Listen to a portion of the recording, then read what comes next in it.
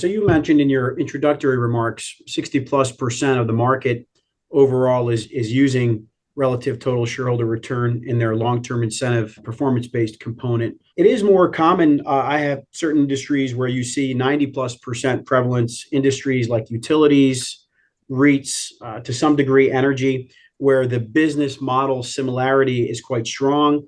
In those industries, in some peer groups, we actually see it being used universally or with high prevalence, as I mentioned. But broadly speaking, in the marketplace, we would say that relative TSR is the most common metric. You also mentioned in your introductory remarks that its use perhaps has plateaued. We'll talk a little bit later on about how some companies are questioning the lack of line of sight and some of the other challenges, which we'll touch on later on, and not necessarily eliminating TSR, but perhaps de-emphasizing it, using it in combination with other metrics to diversify their long-term incentive metrics pool.